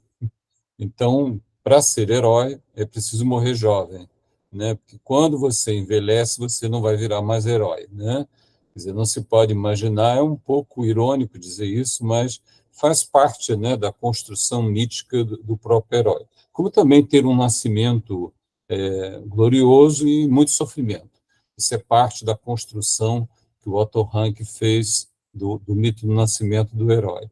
Mas na Grécia Clássica, ao mesmo tempo, os idosos eram muito respeitados, né, pela sabedoria que eles tinham. E essa sabedoria que eles tinham, é muito curioso que a gente confronta hoje, não era pelo domínio do que a gente chama de técnica, né, que os gregos chamavam de tekné. Né? Essa tekné, para eles, era o como fazer, que, aliás, eles atribuíam também os deuses que estimulavam ou que privilegiavam o homem para aprender a fazer coisas. Se um homem sabia fazer alguma coisa, era porque os deuses o tinham tomado sob sua proteção. Mas era nada mais, nada menos do que a maneira pela qual alguma coisa se faz, que é o que é, no fundo, também a técnica, né? É o modo, a maneira de que você vai fazer alguma coisa, né? E aí você, obviamente, tem uma técnica para aquilo, né? Lembrando que, para os gregos na Grécia Clássica, isso era importantíssimo, mas muito mais importante era perguntar por que fazer aquilo. Isso meio que se perde no tempo, né? Por que eu vou fazer isso? Por que eu vou ter um carro, por exemplo? E por que eu vou construir um carro melhor do que esse que eu já tenho? Essa deveria ser a pergunta, e não a técnica em si, né? Essa ideia de domínio da técnica. Por quê? O que a gente vê hoje é que a técnica, tal como tal, ela se tornou absolutamente caduca num espaço de tempo tal que você nem pode exibir o seu conhecimento. Você já compra um aparelho sabendo que ele está ultrapassado. Então, quando você aprende a mexer naquilo tudo, já não interessa mais. Aquilo ali já não importa mais. Aquele conhecimento deixou de ter valor, né? Quem está interessado, por exemplo, em aprender a datilografia hoje, seria algo extraordinário se alguém dissesse que sim, né? Porque aquilo não faz sentido mais nenhum. Né? A obsolescência é de tal grandeza que você não tem interesse mais naquilo. Só que isso, ao invés de levar 10, 15 anos para acontecer, ou 20, acontece em meses. Então, você aprende a lidar com alguma coisa, aquela modo de fazer, e aquilo já se tornou obsoleto. Aquele trabalho e esforço enorme que você teve para aprender aquilo. Né? A outra questão que me ocorreu também é que, e aí vai linkar com uma coisa que a Rita colocou em cena, né, é que essa relação entre técnica e arte, que é uma coisa muito séria, que diz respeito a uma reflexão que vai muito mais longe, né, ela talvez seja mal colocada, né, ou mal interpretada. Não é possível deixar de exercer qualquer profissão sem o domínio da técnica. A arte vem depois, mas é preciso que esse domínio exista. Então, não é isso que a gente está discutindo, a arte substituindo a técnica. É a arte dando o tom para a técnica, direcionando o olhar da técnica, e não substituindo a técnica. É como alguém, por exemplo, ser contra remédios, né? Eu coloco no mesmo plano. Eu não sou contra medicamentos, eu sou contra o uso dos medicamentos, que é outra coisa. Por que eu vou usar isso e não aquilo? Qual é o objetivo de eu usar isso e não aquilo? Por que tem que ser dessa maneira e não daquela? A discussão não é se o remédio deve existir. Sim, ele deve existir. O que nós temos que aprender a discutir é se nos interessa tê-lo, se nos interessa usá-lo, como também se nos interessa ter um carro, se nos interessa ter outra coisa que seja um objeto que está sendo vendido para nós. Essa relação técnica e arte não é só uma discussão aqui, ela vai em outras direções também. Né? É bom lembrar que qualquer um que se mova no mundo do artesão, e eu me sinto muito próximo disso, porque eu trabalho com madeira também, primeiro domina essa técnica, depois se pensa na arte, e não o contrário. Você não tem uma atribuição de arte a um trabalho que você faz antes de ter um bom domínio das técnicas que produzem aqueles objetos que você quer. Então, essa discussão, às vezes, é mal interpretada, né? Quer dizer, não é ser contra o conhecimento que o médico tem. A minha pergunta, que ele não faz, é onde eu vou usar isso e por quê? Qual é o sentido disso? Se eu perco a noção de sentido, o resto se esvai, né?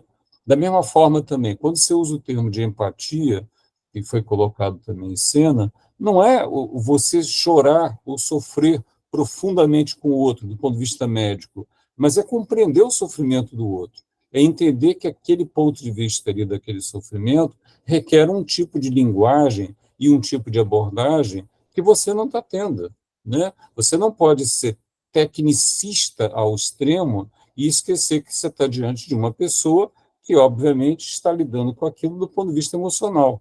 É esse esquecimento que é o grande problema que eu vejo na medicina, né? Ela lida com você como se você fosse um objeto técnico, esquecendo que você é um ser humano, né?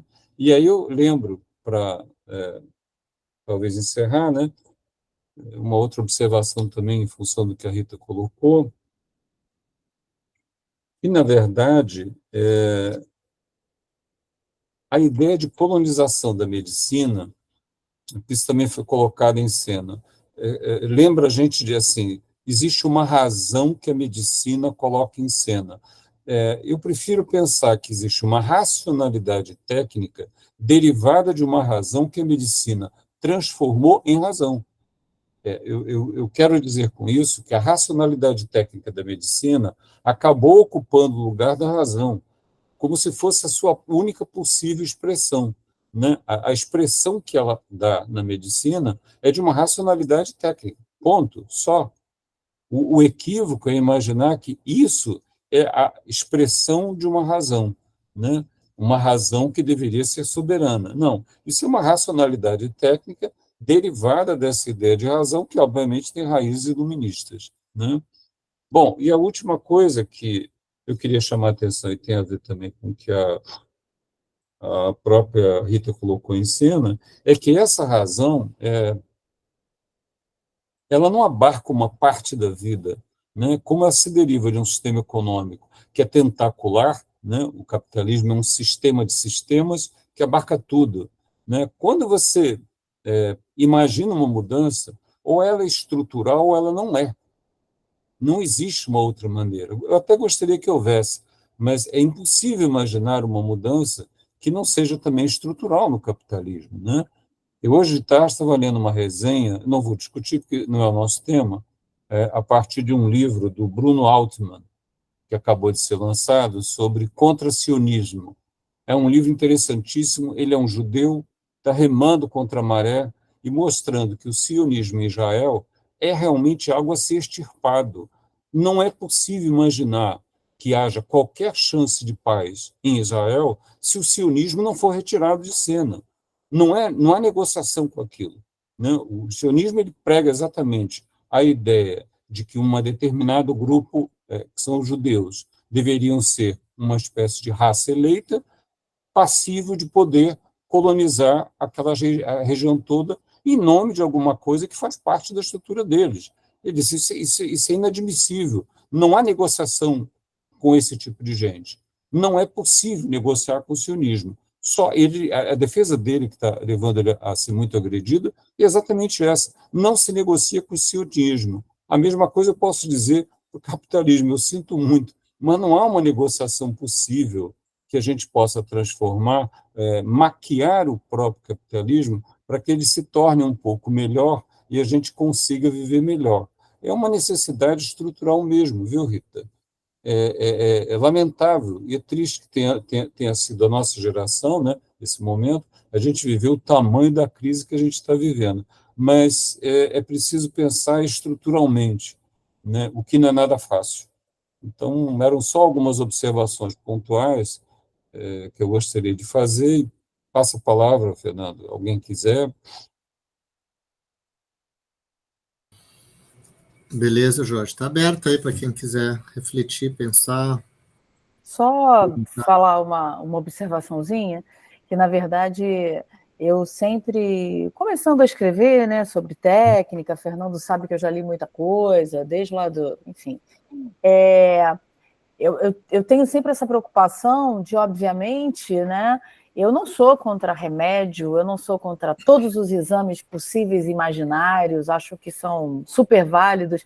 E aí eu lembro uma coisa que, nesse mesmo livro, que são a coletânea de textos do Marcuse, ele fala que é justamente isso. Ele vai adotar, digamos, um modelo dialético e que vai tanto evitar a celebração tecnocrática como um instrumento inerente de progresso, quanto a sua denúncia tecnofóbica, no sentido de apenas um instrumento de dominação. Eu acho que essa questão dialética é importante, porque, afinal de contas, a gente chegou até aqui por conta da técnica, e espero que vá mais além. Mas, de qualquer forma, é só para deixar isso bem claro, porque às vezes eu tenho essa preocupação, né? De onde eu vim, onde eu estou, achar que eu sou uma médica que faz cura com a mão. Mas não é só, enfim, só reforçando isso que o professor Jorge falou. Denise, pode falar. Denise. Tá mudo, tá mudo. Boa noite, eu sou Denise, sou médica com função docente na Faculdade de Medicina da UFMJ, me formei em 1980 e desde então trabalho lá. Queria dizer que são 2 trabalhos excelentes, com apresentações incríveis que eu vi hoje aqui, e que dão um certo alento, né, para uma abordagem importantíssima, que convoca a nossa participação.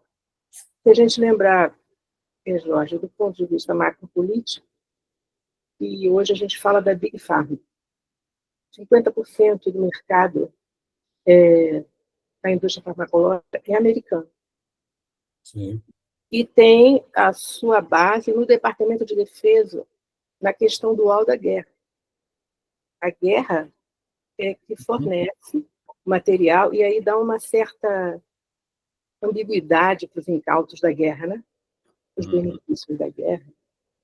E hoje, antes era a questão da transfusão de sangue, hoje se colocam chips nas pessoas que estão lá no campo de batalha, se monitoram as reações daqueles que fazem, no campo dos Estados Unidos, a guerra virtual. Então, eu acho que a gente está submetido, nós, os médicos, que a Rita, de maneira tão exitosa, mostra, né, do trabalho dela, como a gente está submetido a questões e que a gente muitas vezes nem tangencia, né? A Big Pharma, por exemplo, impediu que a vacina fosse fornecida pela OMS, porque 80% da OMS é financiada por voluntários. Desses voluntários, sei lá, 10%, 15% aquele cara, Bill Gates e a mulher. Os voluntários mandam no que a OMS faz. Então, a gente está submetido numa espécie de armadilha de títeres, e isso é bem complexo. Os médicos que a Rita descreve tão bem, eles não tangenciam essa questão. E Lana, que fala tão bem, me senti muito contemplada, Lana. Faço 70 anos, daqui a pouquinho, em outubro. Existe uma cobrança, tanto faz que você seja uma pessoa vibrante do ponto de vista intelectual, que tenha bom filho, mas essa questão aí da saúde, ela é cobrada em todas as classes. Quando você me diz que isso acontece aí no Vale do Parnaíba, é porque isso está em todo lugar. Antigamente, você tinha uma certa estratificação. Nas pequenas cidades, você mantinha um modo de vida mais original. Agora acabou, porque isso aqui que eu estou usando tão bem para falar com vocês também faz essa questão que você trouxe de uma maneira tão interessante, né? É isso, são 2 trabalhos incríveis. Eu acho que são cunhas que esses 2 trabalhos fazem, que são muito importantes para a gente. Fátima? Oi. Gostaria de parabenizar as 2, né, Lana, né, e Rita. Rita, a sua fala me sensibilizou bastante, né? É muito bacana ouvir uma pessoa, né, uma médica que estava em outra área, né, e que apreende Marcuse da forma como você aprendeu, né, de uma forma muito sensível, né? Que bom que se todos fossem iguais a você, os médicos, né, assim, ter essa sensibilidade muito bacana, né? E, de fato, a indústria da saúde, Jorge já falou muito bem sobre isso, eu não vou me deter muito, né, mas colocando que aqui em Fortaleza nós temos um dos homens mais ricos do Brasil, que é dono de um plano de saúde e que é dono de hospitais, né, e se tornou o CEO, ele próprio médico, deixou de ser médico, e ele, né, é um dos homens mais ricos do Brasil com saúde. Né? Quando a indústria da saúde é uma das mais rentáveis, né, a gente começa a desconfiar, né, da própria saúde nesse país. Né? E aí eu entro para a mercantilização da saúde com o que a Lana trouxe. Né? A Lana, é muito bom ouvi-la, né? Eu participei, né, desde a sua defesa de doutorado sobre a mercantilização da morte, eu achei espetacular, a sua tese foi maravilhosa, original, e agora você traz novamente, né, e que tem a ver com o que a Rita diz, da indústria da saúde, a indústria da saúde entra aqui na eternização, né, da juventude, que é um sonho antigo, né, mas que vem se atualizando cada vez mais dentro, né, das várias formas do capitalismo. É importante lembrar que Marcuse fala no princípio do desempenho. Né? Esse termo desempenho, Marcuse utilizou nos seus primeiros escritos para atualizar o que Freud chamava de princípio da realidade. Né? E princípio do prazer. Ele diferencia o princípio do prazer, segundo Freud, do princípio da realidade, que é o adiamento, né, das pulsões imediatas, da realização dos desejos imediatos, fala do princípio da realidade e diz que, àquela época, né, década de 60, creio, o princípio de realidade se tornou o princípio do desempenho. E o que significa isso? Porque a realidade, ela é assoberbada de desejos vinculados ele dizia, aviões, carros, televisores, né? Quer dizer, toda uma parafernália de objetos, né? Que significam estar bem-sucedido, né? E que, para isso, precisava um alto desempenho, ou seja, assim, Marcuse é atualíssimo, né? Porque até hoje vivemos numa sociedade do desempenho, desempenho, desempenho. E eu gostaria de enfatizar uma questão da juventude, porque o jovem é o garoto propaganda, isso é um termo antigo, né? Mas ele é o garoto propaganda contemporâneo. Né? As crianças querem ser jovem e os velhos querem ser jovem. Né? Tudo conflui para a juventude, né? E todas as transformações corporais, né, elas são passíveis de ser feitas, até mutilações, deformações, né, e todo um receituário que tem, é muito exemplar no filme, né, quando coloca, mas nós fizemos tudo, né, o que é que deixamos de fazer e ele morreu, quer dizer, é um defeito da natureza a morte. Né? Como ele pode ter morrido tendo prescrito, atendido a todas as demandas, né? A todo o receituário que essa sociedade de consumo apresentou. Né? Então, é um defeito. Né? E mais, gostaria de enfatizar a questão do empreendimento individual que a Lana colocou. Né? De fato, se você for bem-sucedido, né, é porque, de fato, você usou esse receituário de forma, né, com muito empreendimento adequado. Se você não conseguiu, a culpa é sua. Né? É isso que as sociedades neoliberais mais se distinguem, porque não há uma culpa coletiva, a culpa é individual. É porque você não fez direito, né? É porque você não usou direito, né?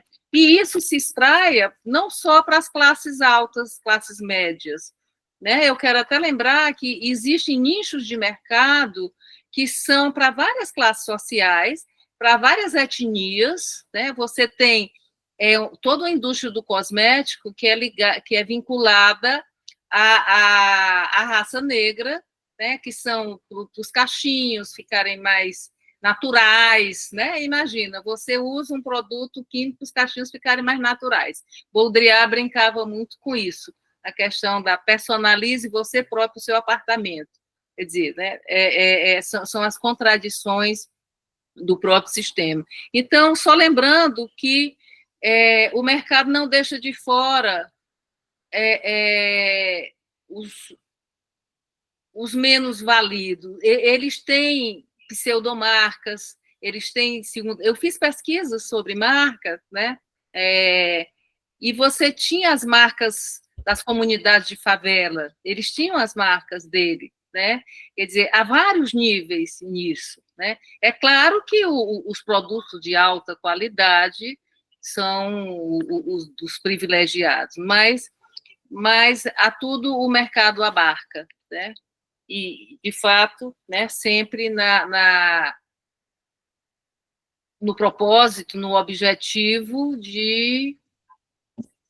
da eterna juventude, né? Seu objeto de estudo atual está bastante interessante, né? Parabenizo a ambas, né? Lana, né, foi um prazer te ouvir sobre a sociedade de consumo, que eu às vezes fico com saudade de falar sobre esse tema, né? Fico me estendendo, mas assim, né? Me vi em você em várias situações apresentando publicidades, apresentando filminhos, histórias, coisas que eu fazia bastante, né? E também, Rita, é um prazer em lhe conhecer, muito sensível à sua palestra. Obrigada.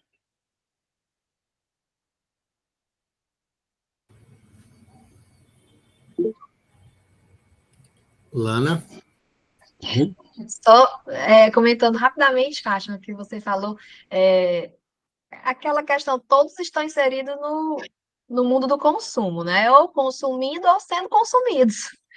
Isso Sim. me lembrou, essa semana, um economista, né, dizendo o lado ruim do desemprego está diminuindo. Veja só, né? A pessoa não tem nenhum constrangimento de ir no meio de comunicação dizer que o desemprego está diminuindo é ruim, porque aí as empresas vão ter mais dificuldade em contratar e vai desestimular o empresário, porque como não tem uma massa de desempregados para pressionar os baixos salários, então eles ficam exigindo demais. Então, essa discussão eu vi porque teve uma influência aí esses dias que falou que as pessoas não querem mais trabalhar, aquele discurso desde quando começou o Bolsa Família, que a pessoa diz, né? A pessoa das classes privilegiadas, né? Fulano não quer mais trabalhar. Na verdade, não é isso, ele não quer mais ser. Ele tem a condição mínima de dizer não. Então, quando a pessoa tem o mínimo das suas necessidades satisfeitas, você consegue dizer um pouquinho de não, né, para a exploração total. Então, um economista que não tem o mínimo de constrangimento de dizer que a diminuição do desemprego é ruim, então, assim, existe uma massa, sim, que ela é consumida. Ela é consumidora também, pelo menos no desejo, né, mas, assim, existe, hoje em dia, no capitalismo totalmente, né, de catástrofes, né, como dizer, Mari, negar que existe sim uma massa que está abaixo da linha do consumo e está muito mais nesse processo de ser consumido, de ser descartado, de ser ter sua vida mesmo sem valor mesmo, total, né? Gente, é isso.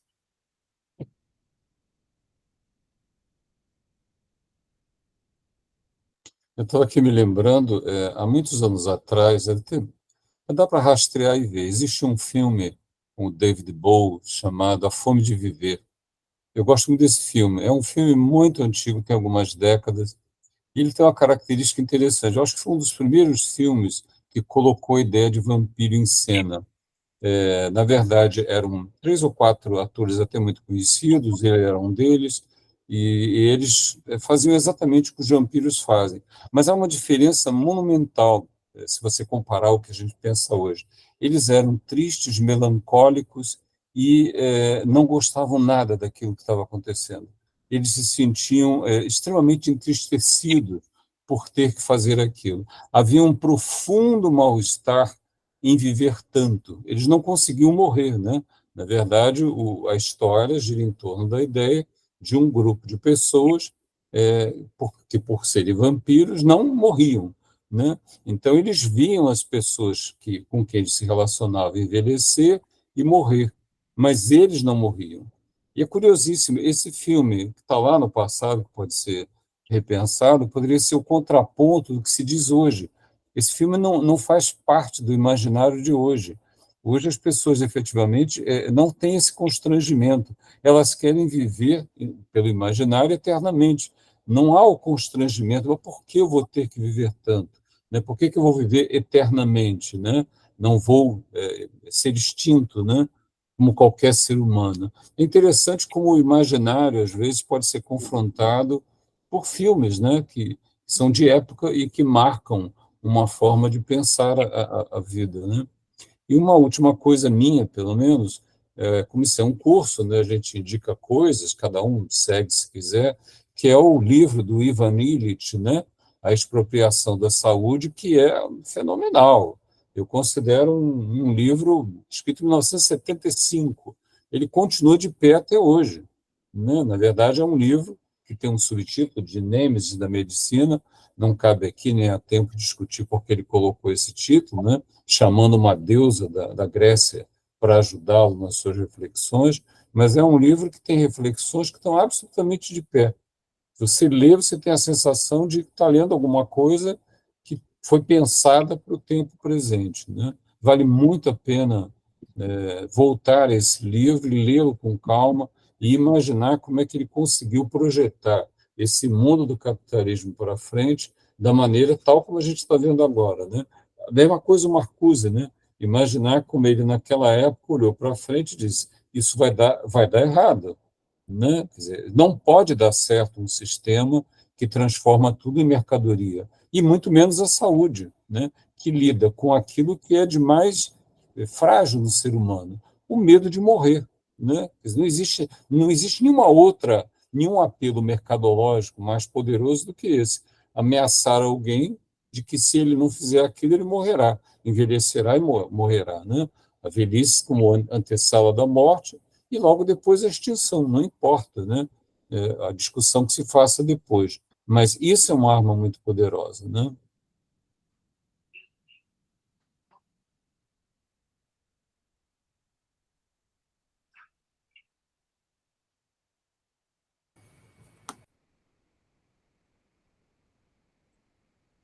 Sim, eu esqueci uma coisa óbvia, né?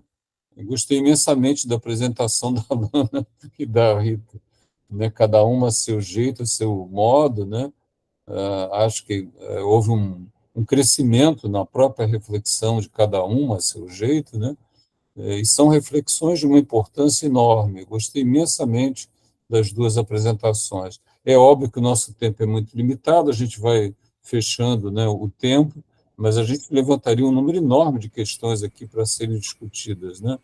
Eu só posso mandar um grande abraço e parabéns, duas belíssimas apresentações por caminhos diferentes que, na verdade, vão na mesma direção, né? Eu acho que a Rita já está qualificada, Jorge, não precisamos nem fazer a banca. Sim. Tá gravado, hein? Tá quase. Tá gravado isso, hein? Para mim, ela já está qualificada.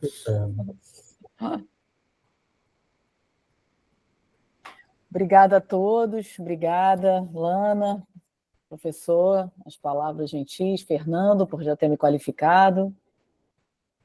Chegamos ao fim.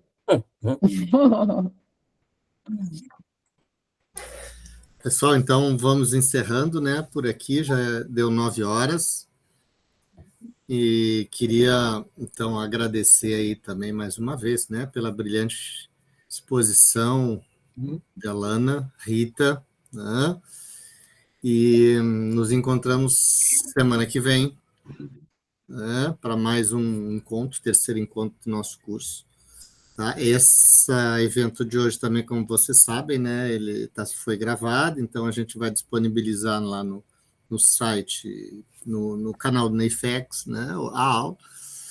Bom, né, para quem quiser compartilhar também com outros colegas, amigas, amigos, tá lá também. Legal? Então, boa noite para todas. Boa noite, Boa prazer. noite. Obrigada, Até segunda-feira que vem. Ana. Um abraço. Um abraço. Tchau. Tchau.